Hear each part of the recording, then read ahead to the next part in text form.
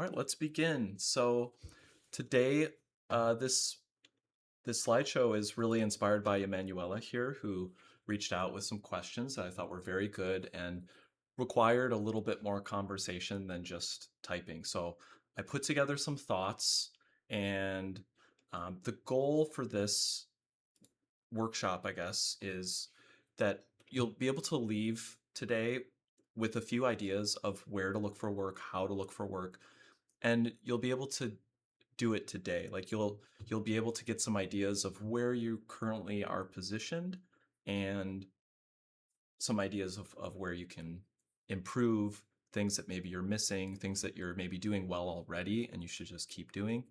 So I'll be curious to hear from you after the event, your ideas and what what ideas you come up with. So, The Art of Looking for Work, I have this cheesy quote from The Office: "You miss 100% of the shots you don't take." And over, we'll talk about how looking for work is its own skill and it does require practice and training. So, if you're just starting out, it's going to be hard. But if you continue to practice this, it's going to get easier and easier. So, just some encouragement that if you're just starting out, keep going and try lots of different things. So, my journey has been very circuitous. I've done a lot of different things over the years, and we're not going to read this whole thing here. You will have a copy of this PDF, but I wanted to illustrate how my journey is not typical in some ways. It's longer than average, I'd say, compared to a lot of people that I work with or students that I'm working with. Um, so, initially when I was about 10 years old, I was really inspired by Magic the Gathering. But I did have some entrepreneurial experience. Like I would mow lawns in the neighborhood and I would sell gum and soda at school. So I do have an entrepreneurial habit. But it wasn't, I went to art school in 2006, 2007, but I didn't really break into animation until 2020. And so today I'm going to you're going to see artwork and experiences that I've had over the years. I can really only speak to my experience. So this slideshow is going to be a lot about um, those experiences. Now, I do want to highlight at the start that this isn't a course really on how to build a great portfolio or how to do interviewing. It's a little bit more behind that. But I do want to show sort of my evolution where in 2013, this is the portfolio I was bringing to conventions. And it definitely shows my passion for art and drawing and painting, but it's a little all over the place. There's oil paintings, portraits, illustrations, comic book style work, and a few digital things and some sketches. So when I showed this to people, art directors, they were pretty confused about what my goal was. Today, or in 2020, this portfolio over here, which when you get the PDF, you can click on these. These are links, and you can go to my website. This is the portfolio that I got work that I broke into animation with, this one right here.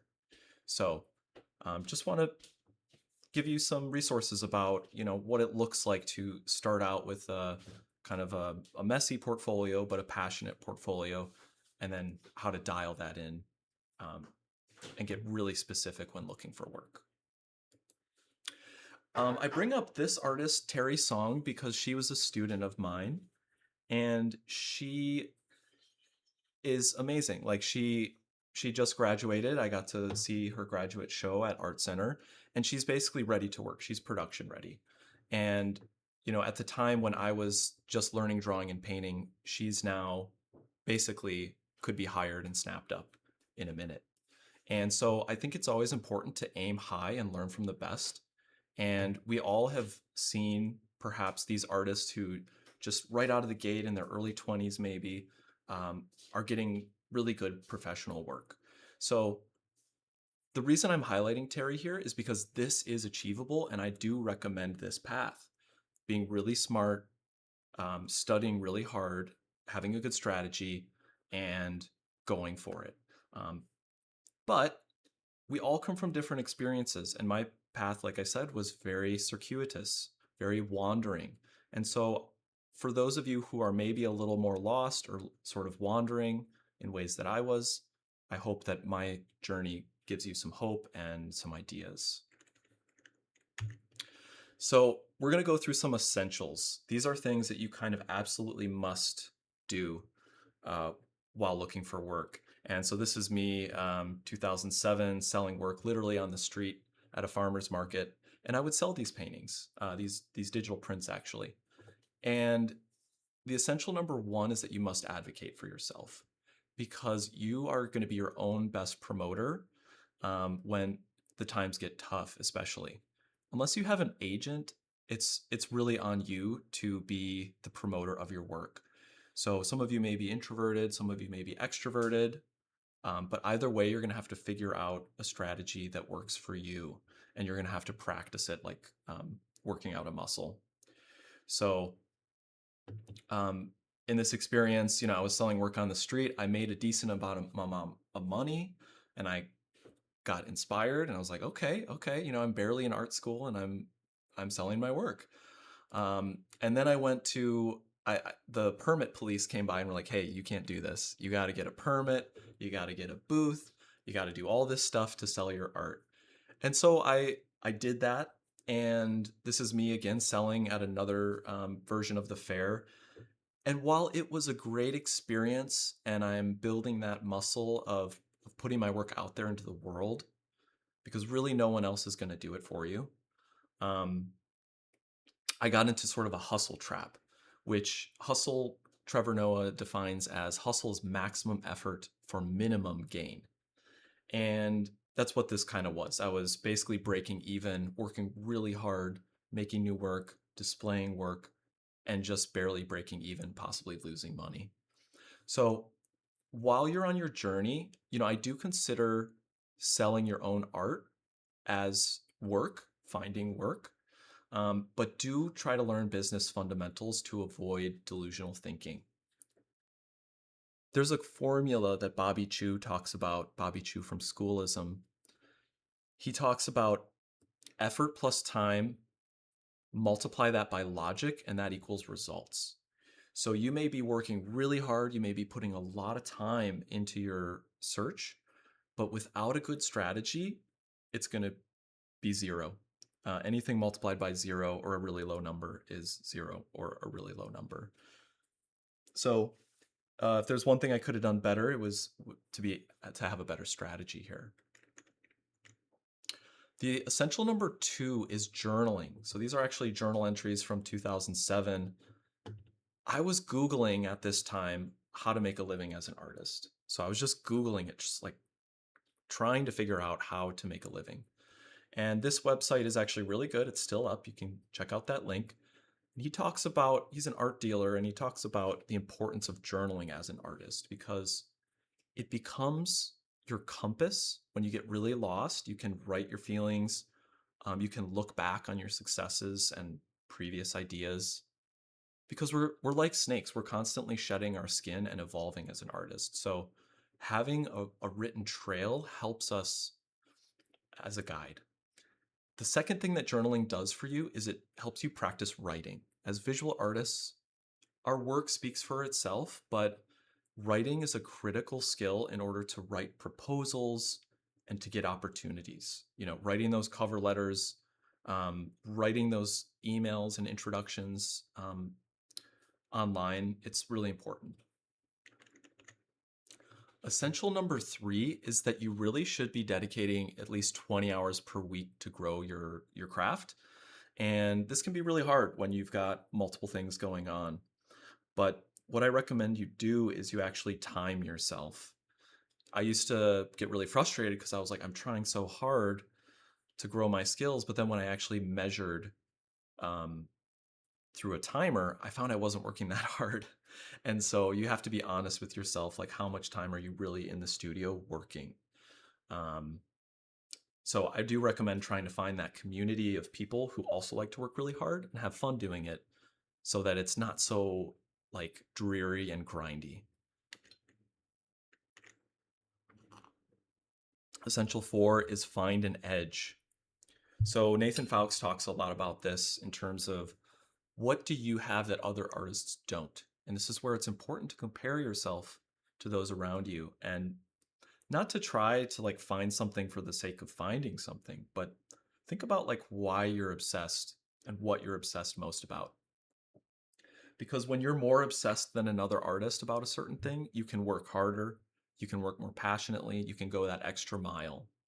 So for me at this time, it was apocalyptic climate art. I was really obsessed and kind of depressed about climate change. Um, and I was painting and drawing a lot about it. But the thing is that this later translated into future interviews where people looked at certain pieces and were like, wow, this work has a lot of passion in it. Um, and those climate pieces did get me my first break in animation. Now we're going to switch. So those were essentials. Those are things that are like table stakes. You need those to even get started. While you're on this journey, you have to have some mentalities. And this is pulled from Emanuela's questions. He was sort of like, what mentality, do you go through when looking for work? And so I thought about it, and I have a few here. The first one is be curious. So opportunities can come from anywhere. Like maybe you are very goal driven and you have a set destination. Like I want to work at Riot Games or some such goal. But keep an open mind. Things might come along the way that you did not expect and that you should try. So be curious. This is an example of a commission. It's like a 4-foot oil painting that a friend spontaneously was like, hey, will you do this painting for me? And I didn't expect it, but I said yes, and it turned out to be a really fun project. So be curious. I am down at the bottom here. I'm putting like the price roughly as far as I remember and the date, just so you can get a timeline and sort of, what certain jobs are priced at. Keep in mind, this is a while ago. So, yeah, I just thought that would be a little helpful. Mentality number 2 is be humble. I'll tell a little bit about this piece first. I got this job through like an email chain of community artists in Milwaukee. So it was very scrappy, and it was like $100 job. And me and my fellow art student, we like joined up and we did it. It was super weird. It was like putting a local politician's head on the statue of David.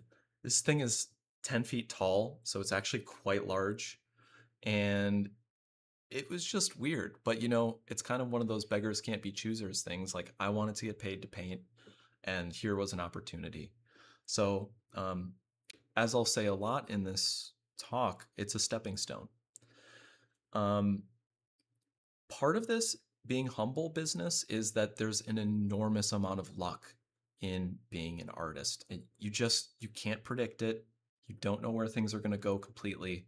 So if you get unlucky, if you don't get that job that you're applying for, don't take it too personally. And likewise, if you do get a job, you can be humble and say, yes, I got this job because I have the skills for it, but it could have gone another way. Take success and failure kind of even keel. Don't get too discouraged or too excited that that luck doesn't play a role, that you have some sort of destiny, I guess.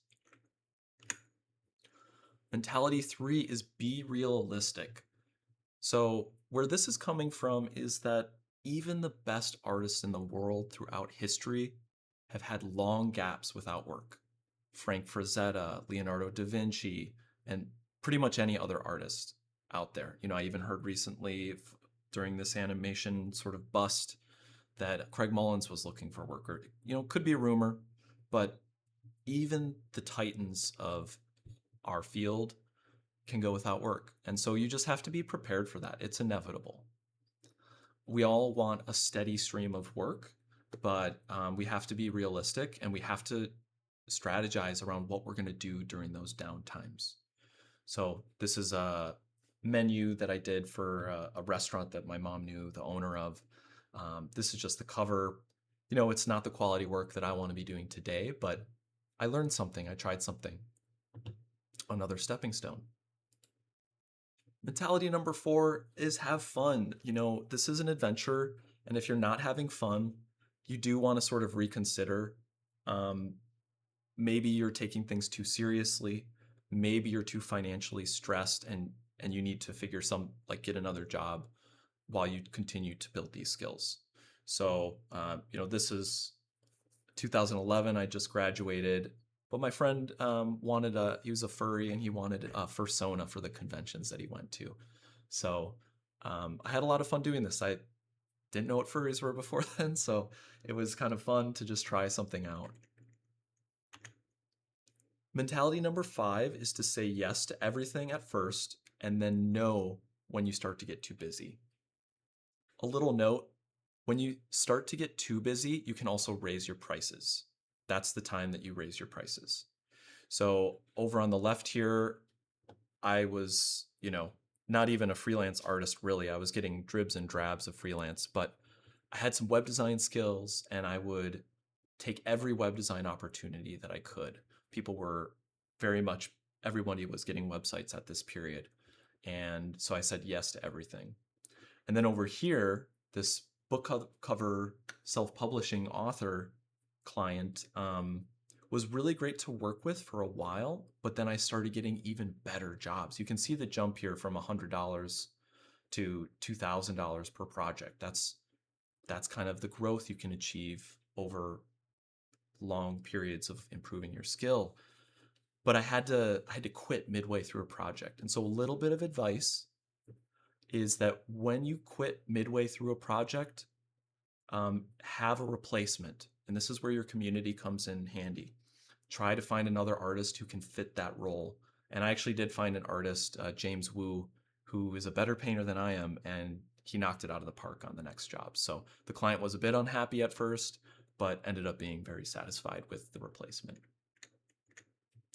Relation Number 6 is about relationships, and we'll talk more about client relationships as we go, but this is the core mantra. Just repeat it over and over. You want a good partner, be a good partner. If you want a good client, be a good provider. Okay, under promise, over deliver. All those cheesy things are true. Really guide your client through the art process, because when you're not working with skilled art directors, you become that art director trying to anticipate their needs and then design around that. Okay, so this is a trick to do before applying to work. It's a reality check. Currently, I'm thinking about trying to get into Magic the Gathering as an artist. I've fell in love with the game when I was a kid. I've fallen back in love with it. And I'm just doing a little exercise here where this is on the Magic website, bunch of cards. So what you do is you take the work that you want to compete against and you put your work in there. You hide it in there and then you skim across with your eyes and you go, okay, oh, there's my piece right there. This is an old painting, so I'm just illustrating a point here. But the skill gap between this piece and these other pieces is huge. So what you need to do is you need to identify the production level gap between your competition and your work. And this is a great reality check to sort of fine tune and make sure that you are skilled enough for the jobs that you're applying for. You can still apply for jobs that you feel unprepared for, but your odds are just a lot lower. I still recommend shooting above where you think you're at, because most of us have imposter syndrome. So most of us are actually better than we think we are. But if you really want to know, if you want to work at Riot, or if you want to work in an animation or a fine art gallery, you put a bunch of work that you really admire into a folder on your desktop, and then you hide your work in there. And then you go close it, reopen it, and try to look at it honestly and compare your work to others, okay? So this comes back to knowing your edge.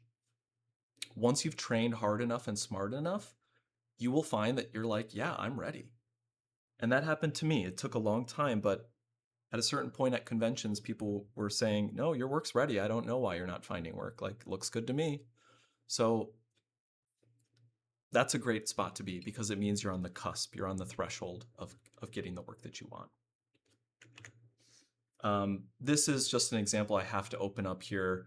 Adam Hawk is a concept art studio, so amazing backgrounds, but if you go to their resources page, it's actually incredible. The guides, like applying to Adam Hawk, they give you a recipe for getting into their studio. What makes a portfolio professional impactful? Applicant guide, character, applicant guide, 3D artist, and so on. So definitely check this website out, even if you're not interested in concept art. They do great work as a studio, but they're also kind of giving you the recipe on how to get your quality up to where it needs to be. Okay, so what happens when you're not ready or you're still not getting the jobs that you want? I highly recommend doing adjacent jobs. So these are jobs that help you stay involved near or close to the work that you want to be doing. So for me, I wanted to be a fine artist when I was younger, and I didn't have enough work or quality of work or connections to be a fine artist. So working in art galleries was actually the next best thing. And you get to work with other professionals who are where you want to be. You get to understand what the gallerist wants. You get to understand what the visitors and people attending the gallery want. And so adjacent jobs are a great alternative, another stepping stone. I also worked in art supply stores for about 4 years. And this was a super cool experience. You know, inside I was very impatient. I was like, I just want to be making art. I don't want to be doing retail. Retail is hard, as some of you maybe know. It's very hard work. And the benefit, though, was that I got to meet hundreds, maybe hundreds is an exaggeration, but dozens of artists each day and learn about their journeys, what they were doing. And you pick up things, you pick up opportunities just being in the mix. So maybe if you're trying to get into animation, being a production worker or some sort of assistant is another way to do it. All right. So we covered the essentials, looking for work, and the mentalities while you're doing this. So what I want to get into next is like brass tacks, like where do you go? Where do you go to find work? We're going to look in real life first, and then we'll look online second. So community is number one. And what you want to do with your community is you want to just be an open book and tell people what you're looking for. Be very open and honest about what you're looking for and kind of tell everyone. Tell your family, tell your friends, tell your partner, tell the other artists that you're involved with. It's surprising how these connections can work. You know, someone may be looking for an artist. It's actually really hard sometimes to find the right artist. And if you have told them that you're interested and an opportunity opens up, they will likely think of you first. So many people are shy and are not going to be out there saying, I want to do this, I want to do that. But if you do, it increases your luck quite a bit. And I was just looking back at old photos. These are when I was in Pennsylvania, and everyone in this photo helped me. We're just hanging out doing an art jam, but Adrian here was a student and a client of mine. I did illustration work for her. Samantha here was a student of mine. Emily Burns is an amazing artist and got me jobs that she couldn't take on. And then Jennifer Kane over here was kind of my mentor as a fine artist in Pennsylvania. She was maybe the most prominent artist in that community, gave me tons of opportunities.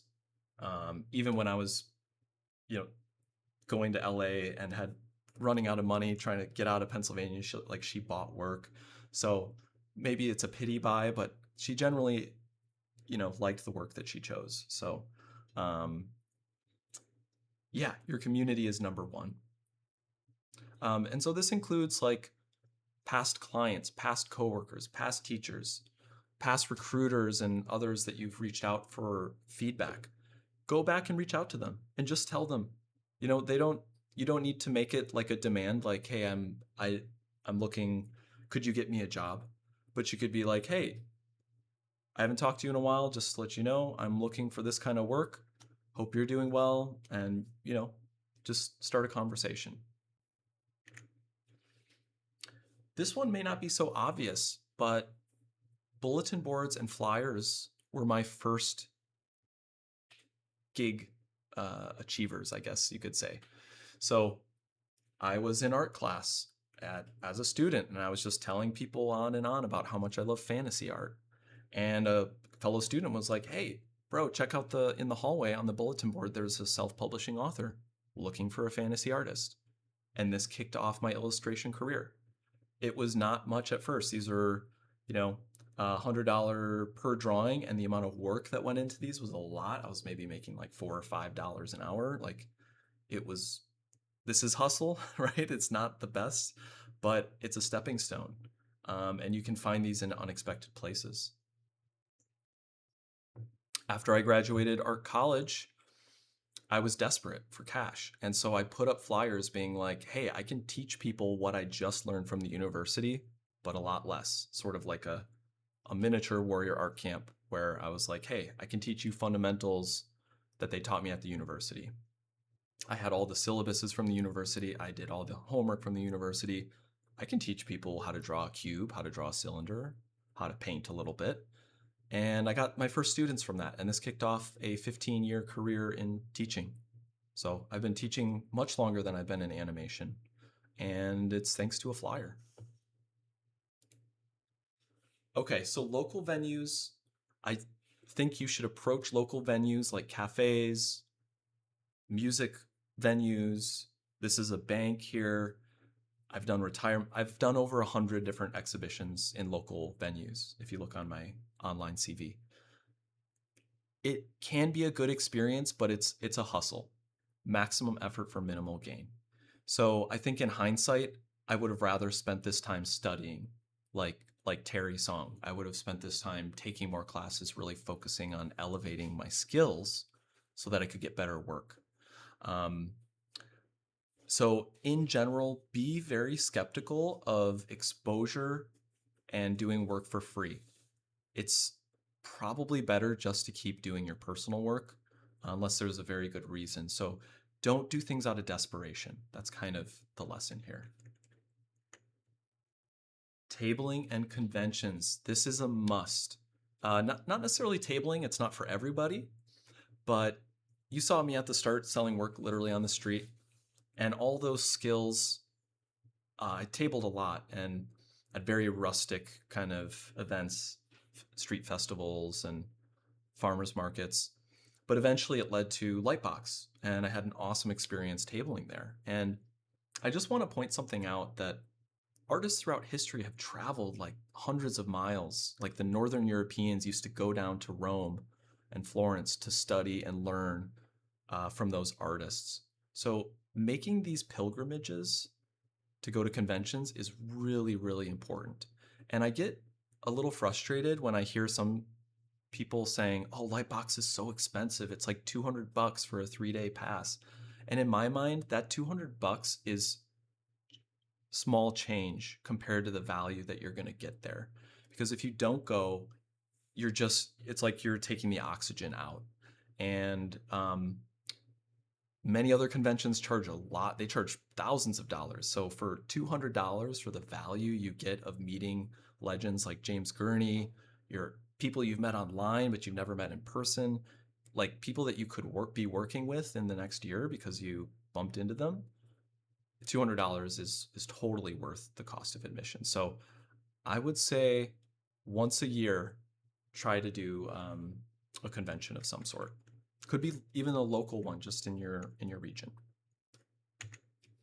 Art clubs, great way to meet people. These are kind of indirect ways of getting work that I'm talking about here.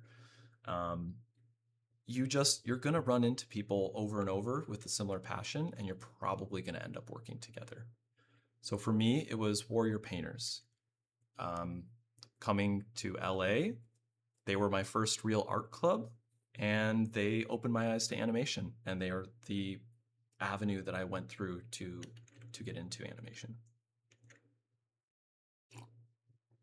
Art schools and workshops. This is a workshop I did with Jennifer Kane, who you saw earlier. So um, what's interesting about art schools and workshops are two things. If you're a fine artist, one thing that's interesting is that your students will often buy your work or promote your work. So there's really lovely feedback loops that go on when you are consistently trying. The other cool thing about art schools is that some teachers are actively recruiting. You just don't know it. So like storyboard art, like finding really good storyboard artists it's hard. And this goes for any kind of specialized job. It's hard for teams to find the right artist sometimes. You may be surprised. But if you're constantly in school, kind of floating around being a presence, sometimes your teachers will hire you or at least pass on opportunities and advocate for you. So I recommend while you're looking for work to continue studying and just surround yourself with that environment. It's kind of like that adjacent jobs thing. You're maybe not in the studio yet, but you're in a studio, and you're getting closer. Another thing you can do, really bootstrapping it, is to create your own exhibitions. So in Pennsylvania, my friends and I were so desperate to drum up work that we started a publication called the Art Buyer's Guide. And we'd feature local artists and we'd talk with art collectors in the community. And it fizzled out after a year. But we actually did get an exhibition together. We had a lot of people attend. We made some sales and we had a good time. So definitely hustle territory. But I hear people from different countries being like, my country's animation industry is nothing like what you have in LA or nothing like what you have in France or Japan. And sometimes you have to be that change. It's very risky, high rate of failure. But if you don't try things, it's like that quote, 100% of the shots you don't take are going to miss. So um, at least you could learn something and gain some independence. Another way to find work is art competitions, residencies, and game and art jams. So here's a game I made with some friends during a game jam. And I remember hearing after the jam that like a bunch of other developers who participated got work. They got snapped up because they made such cool projects that people hiring saw an opportunity to bring them on their team. So I wanted to highlight the Warrior Art Camps anime that just happened. Think about it for next year. It's a free way. I mean, free in terms of 48 hours of hard labor at your computer, but it's a free way to get, Angela Sung and Kaylee like looking at your work and tons of other talented artists. So this is the type of exposure that I do recommend when it's really for yourself. All right, let's go to online. So the first thing I do recommend is that you have a personal website. Now, just so you know, these are links to my platforms. So I've got a Patreon, a Kickstarter that I did years ago, and an imprint where I sell my work. And the idea behind having a website is that it's your home team stadium, just like in sports.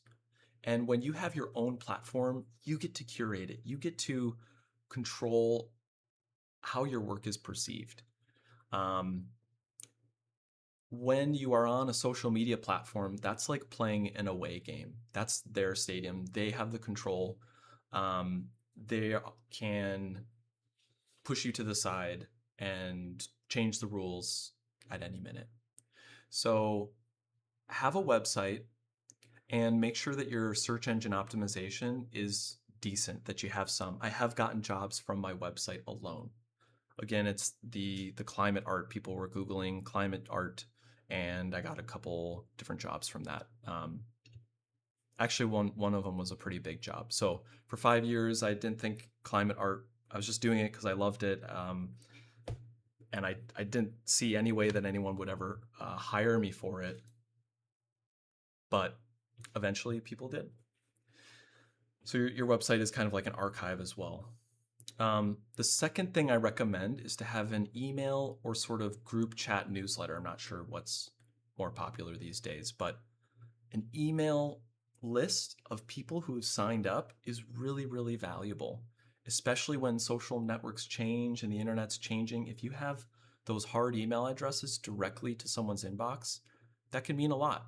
And I've gotten students this way or other opportunities this way. So we're getting through this talk, and I actually want to take a short break. What I'd like for you guys to do, this is my promotional spiel. If you would like to join my newsletter, I send out 1 or 2 emails a year, just kind of updating. Sometimes it's with classes, but usually it's like the paintings that I did that year that I don't post on social media because I'm lazy. Why don't you go ahead and send me a direct message? You can take a minute right now if you'd like. If you want to join my email list, feel free to DM me your email, and I'd love to add you to it. So let's just take a minute here if you guys do want to join that list. I'm just doing a little promotion live, I'm putting myself out there. So highly, highly recommend having an email list. So this goes along with tabling or the other events that you do. Do try to get some sort of contact from people. Welcome everyone, welcome newcomers.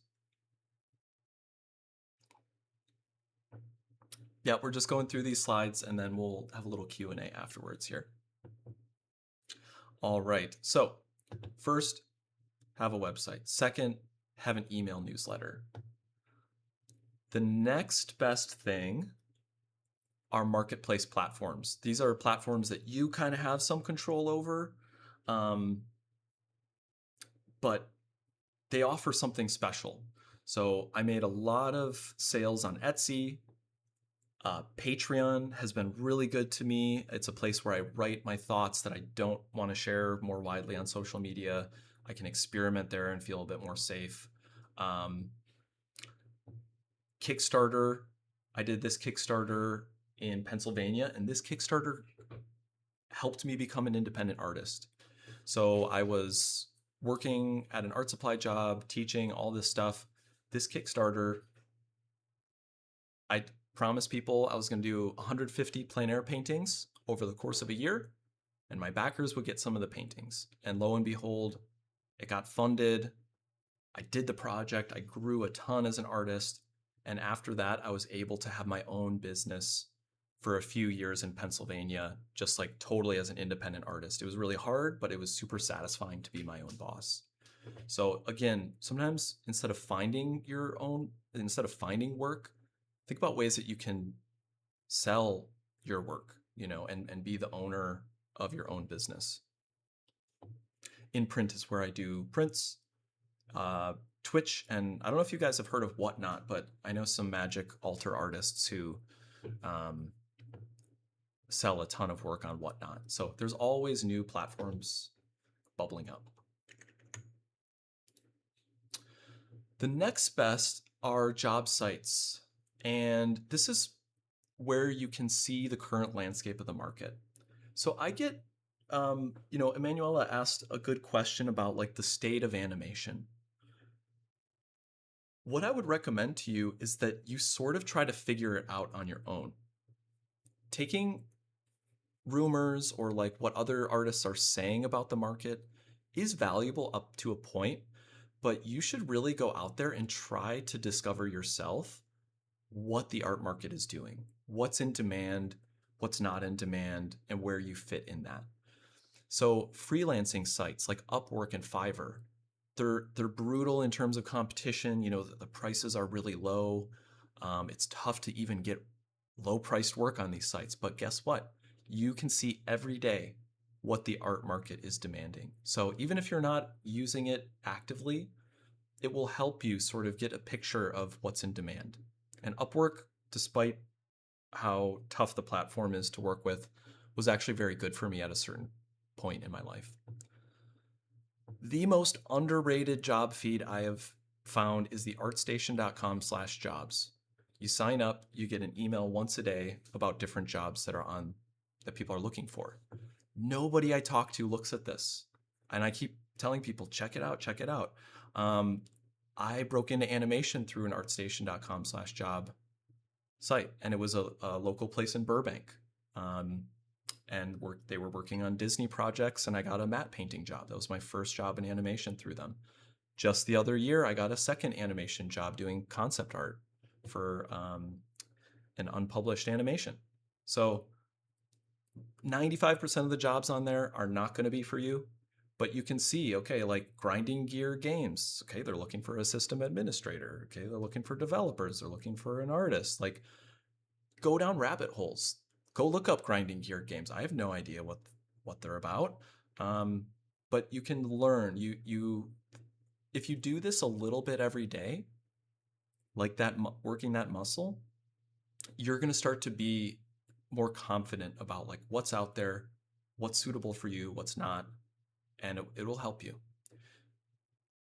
In the vein of kind of undiscovered places, forums and niches, DeviantArt used to be a pretty hot place, but I'm sure that there are other forums and places that some of you might know about where you can discover art jobs. And even if you don't get them or want them, you'll see what the appetite is. For animation specifically, animationmagazine.net is where I go to get a pulse on animation, because it's true, animation has been in a depression the past couple of years. There's people who've been out of work for, like, really talented people out of work for years. And that's really scary. But you go to animationmagazine.net and you see there's still animations being made every single day. And they interview the artists, they interview the directors, they interview production workers, and you can actually go reach out to those people. So I recommend going to animationmagazine.net. And then what you do is you just find stuff that's in your style. Like maybe you want to work on something that's like this or children's stuff. And you just go explore. Maybe it's 3D, maybe it's 2D, and okay, I had no idea about Polydont Films. There's the CEO, and you can go read and listen to them and how are they doing it? So stuff is happening out there. It's sort of on you to develop your own opinion about the state of the industry, because these industries are always changing. So even if it's bad now, it may not always be bad. The fourth best is social media. So you can see I kind of put it last, because I do think, let's just go back, in-person events, community number one, all the way down here to having a website. At the very bottom is social media. That said, social media is really important. And so I recommend that you do as many as you can mentally and physically handle. You'll hear Angela Sung from Warrior Painters talk a lot about the importance of social media as well. And I know a lot of people who've gotten really good jobs from social media. I know a friend of mine got concept work on Mitchell's and the Machine, being a viz dev artist from his Instagram. I know another person who just got work at Glitch Studios from his Instagram. He'd never met the people. They didn't see his website. Then they found him on Instagram. So find what works best for you, but I do think it's important to have a presence here.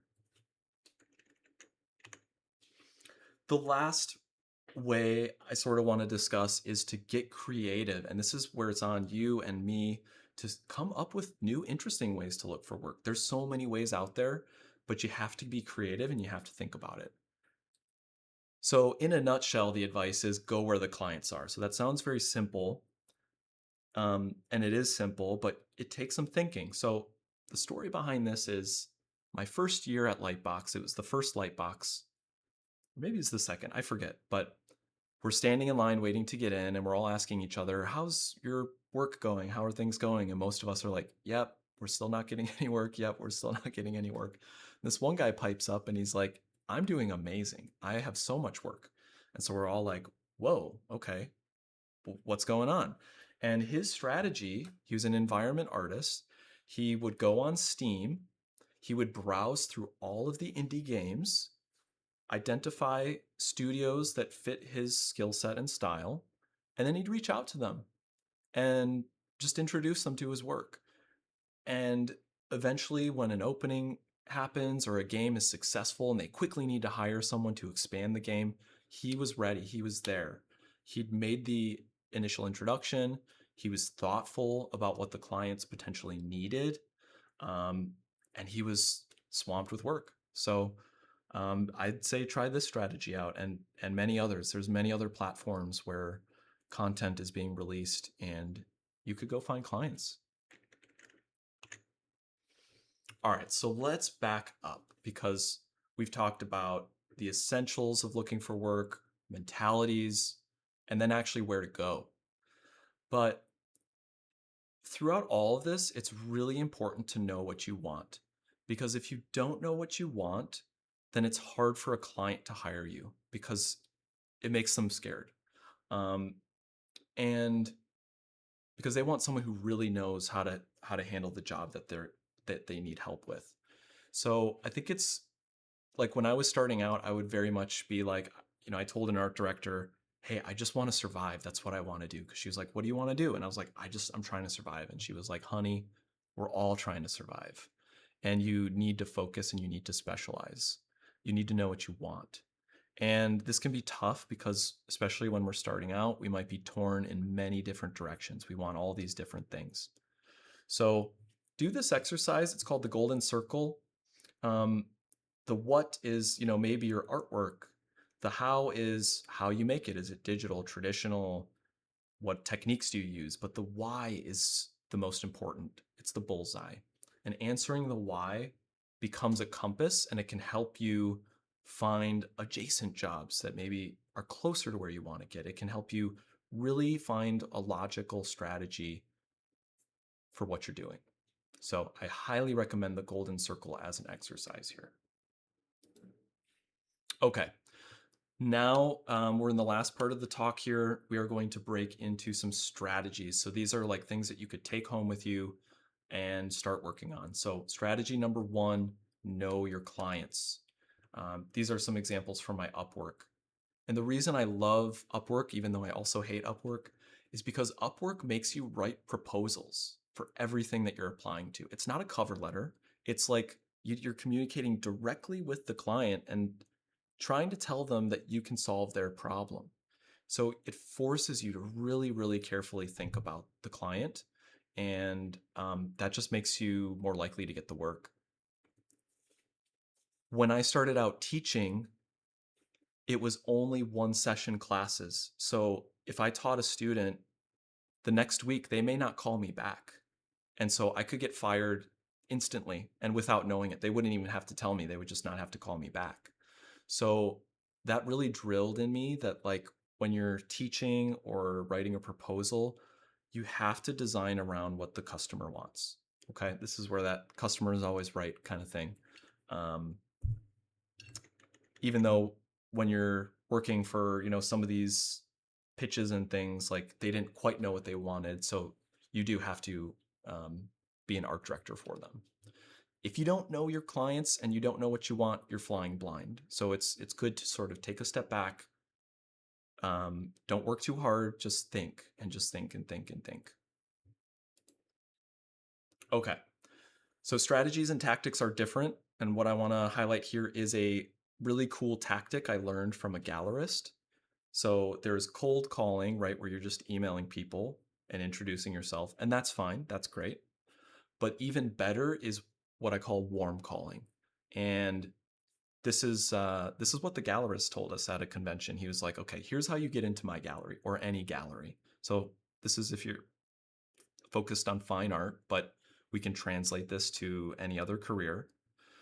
You identify the gallery that fits with your style and that you want to be a part of. Okay. So once you've identified that gallery, you go and you hang out there. You attend all their shows. You talk with the artists. You mingle with the other art buyers who are probably in the crowd too, people who are going to actually purchase work. And you chat with the owner. And you don't tell anyone who you are just yet. You talk about the work. You go and enjoy the show as a fan. After enough months of doing that, eventually you're going to be a friendly face. And the gallery owner might come over and say, "Hey, I," because they don't know who you are. They don't know if you're a client who maybe has money and that wants to buy art or who you are.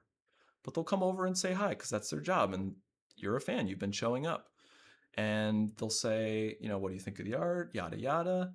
And then they'll ask you, "So what do you do?" And you'll be like, "Well, since you ask, I'm an artist." And if you've developed enough rapport and connection, it will be difficult for them to not ask the next question, which is, "I'd love to see your work. Could I see your work?" So I think this is a great strategy to be authentic. It's not sleazy. Like you do have to attend and show up and really be genuinely interested for this to work. Um, but this can work for animation as well. You study everything that a studio has made. You get acquainted with everybody on the production team through LinkedIn. And then you just start messaging people and saying, "Hey, like I love the work that you guys are producing. Um, Thank you for doing that interview where you explained your process, during like an interview or something." And you just start reaching out to people and making connections. There's no pressure for them to hire you, but you're just around and you're really nice to work with. Okay, now let's go back to strategy. So that's really just the one tactic that I think is pretty fun to do, and it's like a 6 month kind of timeline of developing this connection here. So strategy number 2 is this question: diversify, specialize, or both. And I'm a fan of both. You could weight it proportionally, like maybe you're 70% specialized and 30% diversified. So what do I mean? So high-end work, like working in film or TV, it requires deep specialization. And so in order to get those jobs, you do need that. However, long term, you need to be diverse. You need to be able to hop from one kind of job to the other. I mean, the jobs are changing under our feet. The studios are changing under our feet. So when a big animation crash comes by, you don't want to be that artist who's out of work for 2 years. You want to have some freelance you can pivot to, or teaching you can pivot to, or another interest. Like I just spoke with an artist yesterday who's interested in radiology and she's going to school to be a radiologist and she's freelancing as a character artist. So like it doesn't have to be art. Um, when you diversify, you dilute your energy among many things, right? So that's the cost of diversification. But when you specialize and you focus only on one thing, you can sometimes become brittle. And if things change, you may not be able to adapt very well. So this link here is a link to Nathan Fowlkes' talk, which is called Bulletproofing Your Art Career. And he talks about how he's built 7 different streams of income over the years. So really good question. It's going to be something that you sort of wrestle throughout your whole career, but I do recommend a blend and then maybe lean one side or the other. When I was starting out, I've diversified just so I could survive from week to week. Like I had like $100 in my bank account and I was getting these little teeny jobs just enough to make that next month rent. But when I got to LA, I really needed to specialize if I wanted a chance in animation. So that's where I went back to school and really hammered on just background design for me. Strategy 3, this is more financial, is know your runway, right? So if you're a plane taking off, you only have so much room before you have to lift off. Otherwise, you're going to crash or you're not going to lift off. So do the math. How long can you keep making art without going broke? If you have $30K in expenses per year and you're charging $1,000 per art, then that means you have to make 30 arts each year and sell them to survive. And when I used to do this math, I just realized that I couldn't do it. It's too hard. So when you need more time to achieve those goals, you expand your runway. So what does that mean? That might mean getting an adjacent job, taking on other work that isn't part of your plan necessarily, or getting retooling and going back to school. I've heard of artists who wanted to work for Magic the Gathering. They applied, they couldn't do it. They stuck with their graphic design job for 10 years, while in those 10 years, they trained and trained and trained and trained. And after 10 years, they were ready for Magic the Gathering. That's the reality of it sometimes. So if you need more time, expand that runway, but just be honest about the math. Strategy number 4, this is maybe the hardest one to stomach, but there's a great book called Quit by Annie Duke. She's go read her life story. It's very interesting. Scientist turned poker player turned scientist. She had a lot of experiences. And there's no shame in quitting. And quitting can mean multiple things. Like for me, I had a big ego about wanting to be a fine artist. Like ever since college, I was like, that's what I want to do. I want freedom to just make art and people will love it. But I quit that dream, and it took me a while to do it, but it was for something better. I actually transitioned and focused on animation instead. So know when to walk away. Maybe it's like you have to choose between drawing or painting, and you're like, I love both, but like that's another thing I had to do. I wanted to do background paint and background design, but I decided at a certain point, I love drawing more. I'm going to quit painting for a little bit, not completely, but I'm going to focus all my effort on drawing. And that was the threshold that helped me get into the industry. So kill criteria is basically setting a deadline for yourself. Like if after X many years, I'm not where I want to be, I'm going to change. I promise myself I'm going to change course. You may not do it anyway. You may be stubborn, but having that kill criteria is a really helpful thing so that you're not wasting too much time. Last up, one of the very last slides here. This book by Amanda Palmer, The Art of Asking, is an amazing book about experiences as an artist. I highly recommend it. I think after reading it, you'll go out and you'll start telling everybody, I want to do this, I want to do that. You'll just tell people, tell the world what you want.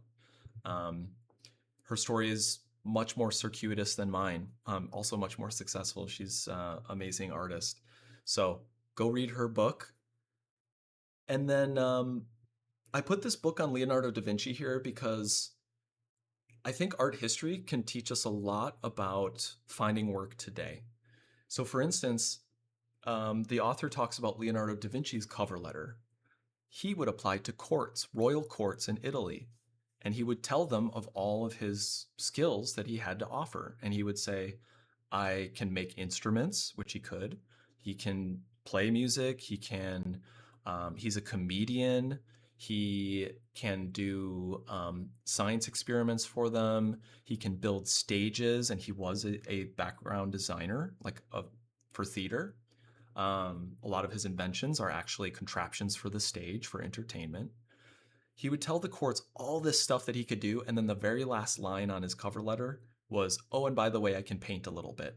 So I just find that hilarious because we know him as a painter, inventor, but when he was talking to the courts and trying to apply for work, he was like, yo, I can build weapons for you. I can sing. I'll just be a great presence at court.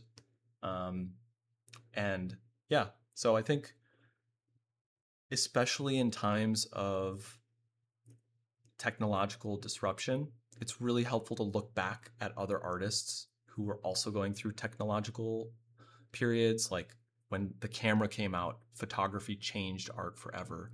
When the printing press came out, it changed art forever. And all those artists had to adapt. Last thing really is to treat this search for work like an adventure. It's not going to be easy. It's going to take grit and determination. Those are table stakes. But adventures are best when you do try to have a little fun. Try not to take it too seriously. Go down the rabbit holes. Go explore things. Don't be too uptight and serious. Have some fun. And yeah, because it's a long road, so you want to have some fun along the way. Last thing here, you don't really have to read this. I'm just saying that listened to hundreds of artist interviews to kind of gain this experience over the years. So do learn from other artists, observe them carefully, and study them. Um, this talk is not about portfolio construction or interviews. So what I do recommend is that you check out like Warrior Art Camp Discord and watch as many artist interviews as you can. Actually, if you go onto the Warrior Painters YouTube, there's let me see if I have it here. I think I put a link, but I just want to be sure.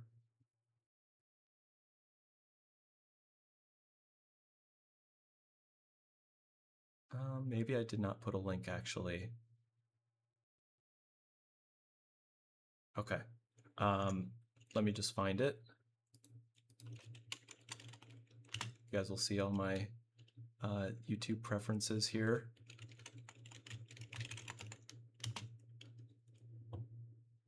So, like this one, Angela Song's story. Go watch that. It is incredible. Like, my slide about learning from the best here is really true. Aim high, learn from the best. But you go into their videos, and I do love this one also.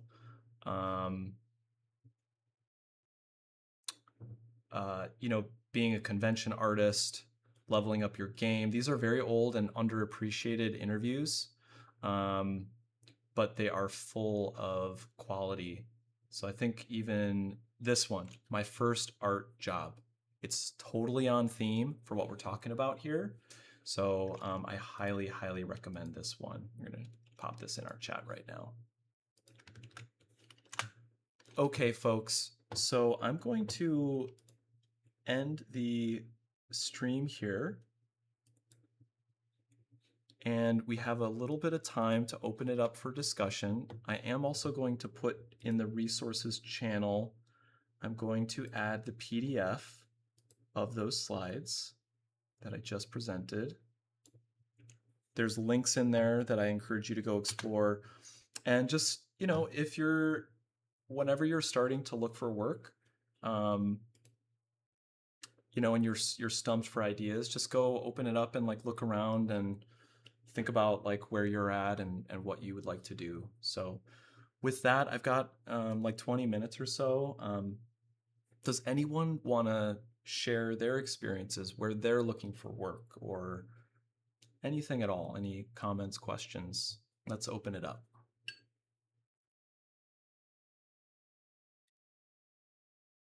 I know that was a lot of information. That was like a full hour. So I do appreciate your patience. But I really wanted to pack in, as many experiences as I could.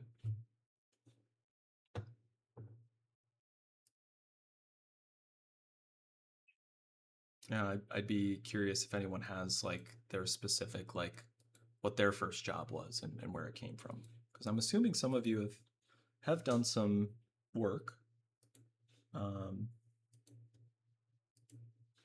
But I don't know.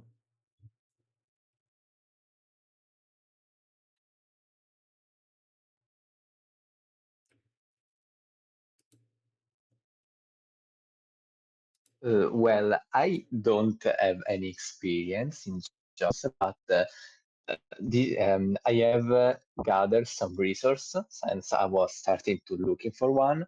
So I don't know if this could be useful because I found I need to wait a second because I had a link about of it. Basically, what I try to do, at least for the job searching, uh, uh, my first things was asking around, and so I asked like you, Sienna. Also, I asked Elvira. So yeah, and thank you because I received a lots of help, and I was kinda putting everything together. One thing really useful was basically lots of site of where you could look for work. I don't know if I could even share those since I have basically a note page with all the links and all the site. There was this really amazing site. It was Chris Main animation job spreadsheet, which is a huge Google spreadsheet which has lots of animation jobs. I will put it in the chat. Or I even didn't in know it existed, but it was the really, uh, really useful. the resources tab too would be great for that. I think I know which spreadsheet you're talking Oh, about, right. and it is an amazing resource. Yeah. Yes. I think I will just then I will just take the table that I did and putting it um, Awesome. in the resource tab, so everyone will be because I received many links. I asked around, and yeah, I was also asking some first job experience, and I received many interesting answers. Like I had this friend that his first like job experience was for a Roblox game mod. It was through ArtStation Jobs, so it was a really unaccepted job, first job, and everything. Then there was I don't know how this. I was still taking information of it, but there is some studios do mentorship, basically Mm. where you there is an artist that mentors you in that animation studios. For now, I just look in Titmouse Inc. does that. I think like one of their they do in a specific period of the year, and I was kind of trying to understand which specific studios does that. But that could be actually a really great way to put a foot in the door. So just having and because it's perfect for networking and also having first experience. There was this artist at Titmouse. It was her name was Luna. I don't remember the surname, but she basically helped with a design track in on the Vox Machina series. Oh wow. She did some cleanup, I think, in the background. It was I didn't know you could do that, and that was really really amazing. And that I wanted to ask you this. I don't know if you ever did it, but basically presenting yourself in this which at specific studios, like because I'm kind of shy on doing it, like the cold email that you were talking about. I'm glad you like said also the more warm approach because I'd be more comfortable with that. But that's more of you have heard of it. If the cold, like email cold approach, actually has the results or no? Yeah, so that's a great few comments there, Emanuela. I did not talk about it in the presentation, but yeah, actually going to specific studio websites and looking at their job postings, or even like I showed with Adam Hawk, where they give you a guide. That's how you're going to find those studios that are offering mentorships.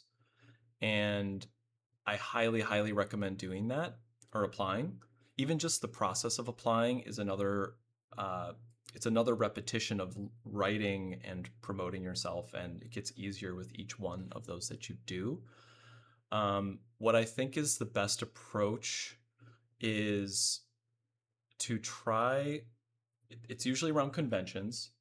So go to a convention where these studios have a booth and go to their tables and introduce yourself. And that's a little easier because I've done that before at Lightbox, and then some of them will contact you back and be like, hey, we just want to have another conversation or a portfolio review. So doing portfolio reviews at conventions with actual studios is really helpful. Um, I had one portfolio review where they actually gave me wonderful advice and feedback, and they're like, "We think your work is strong. Here are a few things we could change here and there." I did get work from another studio, so I kind of lost touch with them. But if I was still looking, I would be going back to them and keeping that conversation open. Because the great thing is, like, once you have a conversation started with a studio, it makes it much easier to go back in 6 months, 4 months, when you have new work to say, hey, just checking in again. Thank you for the feedback. I made some adjustments to my work. I've added new work and I'd like to show you. um, that's a great way to build that relationship, because when a studio, um, I might be going off on a tangent a little bit here, but you did ask about the state of animation, Emmanuel, and I got swept up in the COVID boom. So it's all about supply and demand, right? The demand for animation grew, and there was only a limited number of artists, because it takes a long time for an artist to train. We all know this, right? It takes years and years for an artist to train and get their skills up to a production quality. So when the demand increases and they suddenly can't find artists, having those relationships is your shot. That's your doorway in. On the flip side, when demand shrinks and there's all of a sudden all of these artists, it's the ones who have the strongest connections and personal relationships that kind of stick around a little bit longer. Um, and then again, we get into, if it's a real depression in the industry, then we get into that conversation about diversification. Like, how can you pivot to other things? Because it doesn't matter how great your relationship may be with someone. If they don't have a budget, you don't have work. So, but then when you come out of it again and the industry changes and gets better and the demand increases again and the supply of artists is smaller because everybody left, um, yeah, those are those long-term relationships at play. So I'm not sure if that entirely answers your question. But yeah, I definitely recommend going to websites by the studios and like reaching out to them. Either cold or at conventions is best face to face. And No, no, actually, it does. Really, okay, thank you for taking the time. Yes, absolutely. It really helps. awesome. And another thing that I see a lot at conventions is they'll have recruiter tables. So they won't have art portfolio reviews, but they'll have tables with like 4 or 5 recruiters. And this kind of astonished me at first, because like I was very nervous going up to these recruiter tables. I didn't know what to ask. I had to sort of like sit and think, like, what am I going to ask? Because like I don't even know anything about animation. I don't even know what to ask. Um, but think about it. These tables are staffed with like 4 or 5 recruiters. And what that means is that this studio has an arm, a branch of people that are constantly scouting for talent. So if you can stay like if you can stay on their radar, go up to them. That's what recruiters' whole job is to maintain connections and relationships, so that when the moment is right, they can find a pairing. They're like matchmakers, right? So just by the studio hiring, half a dozen people to man the booth is a sign that they're looking. And like I said during the lecture, luck is a huge factor. Um, but if you're not going up to those booths, like you're immediately you've sort of failed at increasing your chances, because miracles do not really happen. Like, great opportunities can happen and luck strikes, but miracles do not happen. Nobody is going to sort of um, just knock on your door and be like, I heard about the amazing work that you're doing and we want to hire you. That just, I've never heard of that happening. So, um, what I did with recruiters when I felt really unprepared was I would just ask them questions about the studio. I'd be like, how much of your team is freelance versus in-house? Like, I just was trying to ask questions to help me understand what the studio is. Like, I just didn't know, and every studio is different. So, um, yeah, just asking them questions about their work. Like, what are they looking for when they're working with an artist? And they'll tell you. So, yeah. Mm. Um, great. Any other questions? Thanks everybody for hanging out today. No, I Oh, can thank relate. Hey I, Nixon, I what's up, what's up? everyone? I'm happy you did this. I see the recording on YouTube. I got there as a link. Or no, this is So I will post a recording of this. It might take me a little bit. That recording is actually like just a great interview with some warrior painters, Angela, Michelle, and a few others on their first jobs. But I got you. will do a recording, or I did record this, and I I see will you dropped the PDF the too, PDF right? in there. Yeah, it may not Okay. make total sense just on its own, but there's tons of resources in there, and you might have fun. It's kind of just my, because I can really only speak to my experience. It's like my Yeah. art journey. Um, but yeah, I'll post when the recording is up for sure. Thank you, much appreciated. Yeah, always good to hear your voice, man. Oh, no problem. Um, Just Hi, Sean. hey, Sonny, good to see you. Hi. Good to see you too. I did have one question. After financial struggles, what's like the next for you personally? And after everything you've been through and where you are right now, what would you say is the next hardest thing for you? Like what was like the most difficult thing, whether it's like emotional, mental, or if it was just like the aspect of looking for work? Like what was the next hardest thing after financial stuff? Um, they're all interrelated, right? So like during my experience, um, I could sort of let me just bring up the slide again here. I'll just put a map to it here. So from art school, it's kind of scrappy. I was poor, but it was like okay, like because I was working like 3 jobs and trying to do art. Things got really hard after art school. It was like, and I moved to Pennsylvania and started my career over. So I left all my contacts in Milwaukee and I started from scratch again. And this period from 2011 to 2020 was fucking hard. And the financial strain is actually a huge component. I was increasing my wage. Like I had a business that was growing like 20% a year from a very small base. I was making maybe like 12 grand here a year. And then eventually, before I moved to LA, I was making like 35 grand. So I was growing my business, but it was still very, like, I did not have savings because anytime I'd make money, I'd plow it back into the business, buy new tools, buy new equipment, go to conventions. Like I was very much investing in it.